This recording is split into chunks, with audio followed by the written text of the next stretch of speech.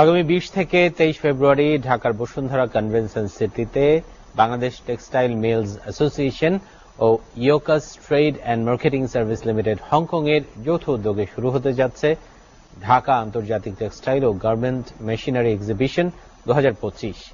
সকালে রাজধানীর একটি হোটেলে সংবাদ সম্মেলনে বাংলাদেশ টেক্সটাইল মিলস অ্যাসোসিয়েশনের সভাপতি শওকত আজিজ রাসেল বলেন, এই আন্তর্জাতিক ফেয়ারে 33টি দেশের 1100 অধিক শীর্ষস্থানীয় কোম্পানি টেক্সটাইল ও গার্মেন্ট খাতের সর্বাধুনিক প্রযুক্তি প্রদর্শন করবে। দেশের টেক্সটাইল ও গার্মেন্ট শিল্পের স্টেক হোল্ডারদের জন্য এই এক্সিবিশন বিশেষ ভূমিকা রাখবে। সেই সঙ্গে স্থানীয় উদ্যোক্তাদের এই শিল্পে বিনিয়োগে আরও আগ্রহী করে তুলবে। মেলায় প্রদর্শিত হবে textile machineries, fabrics, filament, chemical dyeing প্রযুক্তি ও অ্যাক্সেসরিজ।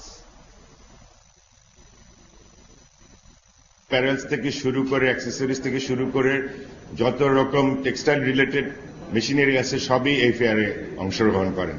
যারা এই প্রযুক্তিগুলো নিয়ে আসেন তারা যাতে যদি ইনভেস্টরও নিয়ে আসতে পারে সঙ্গে, তাহলে আমরা একটু এগিয়ে যাব, কারণ আমাদের দেশে এখন ডলার সংকট, আমরা ইনভেস্টমেন্ট করতে পারছি না।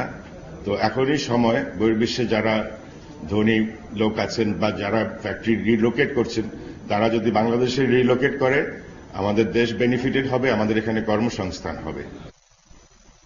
আরো বৃহত্তর নতুন পরিসরে গ্রাহকদের